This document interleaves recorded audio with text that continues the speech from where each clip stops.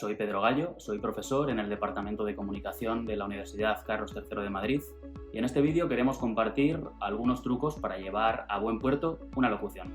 Acompañadme a los estudios y vamos con ello.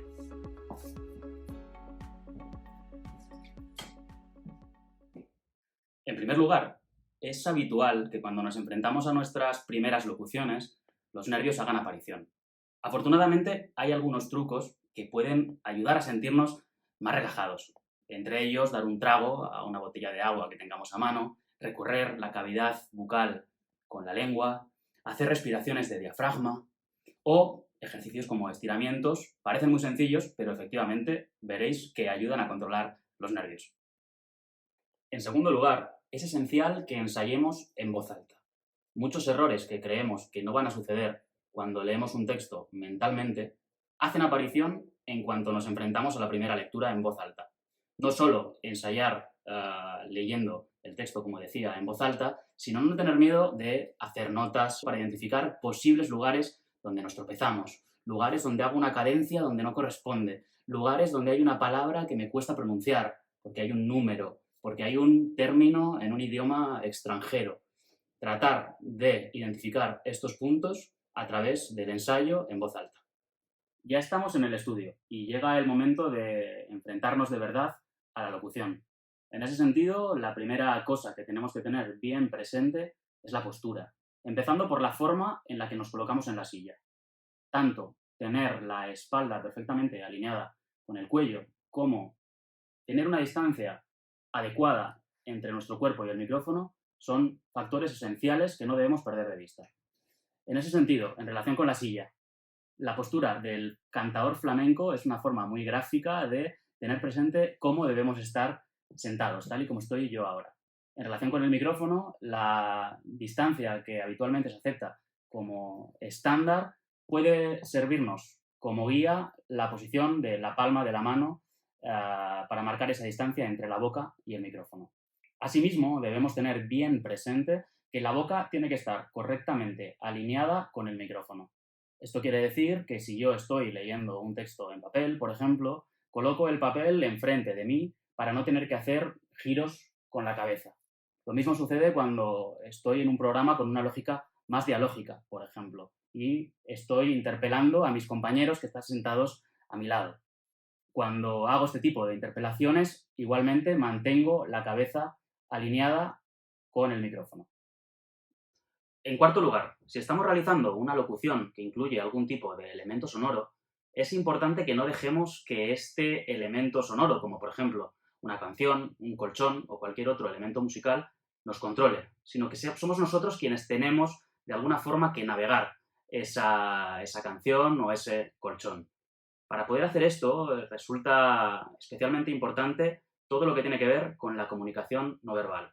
La comunicación no verbal entre las personas que intervienen en esa locución y el compañero o compañera que se encuentra del otro lado de la cabina. Hay gestos que todo el mundo entiende muy fácilmente. Levantar el brazo es algo que rápidamente interpretamos como estemos prevenidos. Señalar a la persona que va a intervenir se interpreta como darle paso.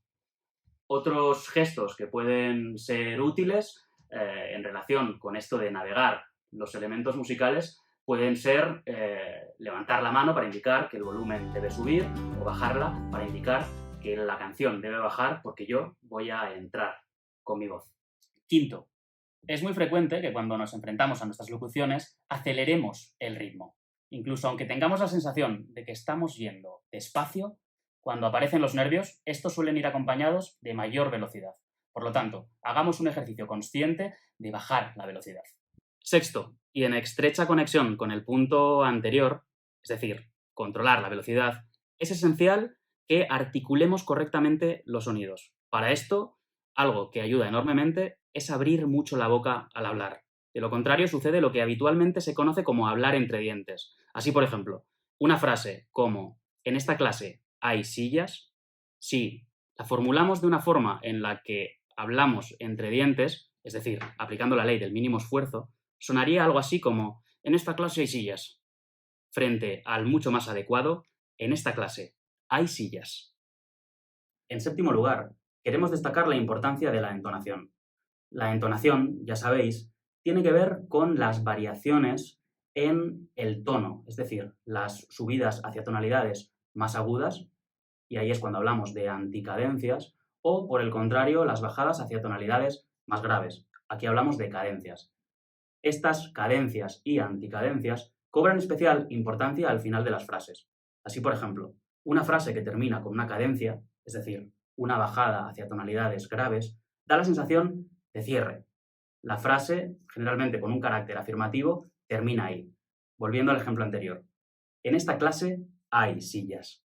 Claramente, la frase termina en cadencia. ¿Qué pasaría si la terminamos con una anticadencia? En esta clase hay sillas. En octavo lugar, el silencio también comunica, y además comunica mucho.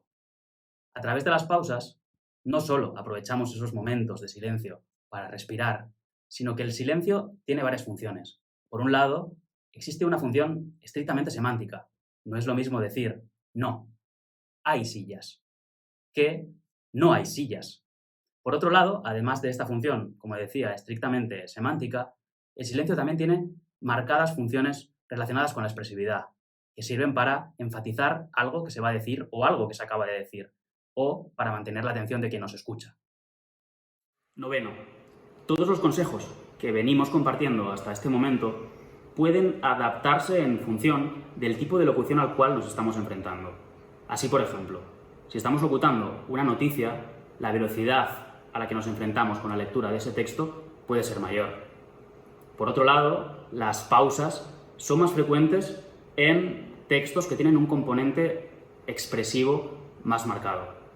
En décimo y último lugar, es muy importante que cuando entramos por la puerta que tengo detrás, dejemos los prejuicios, las ideas preconcebidas fuera.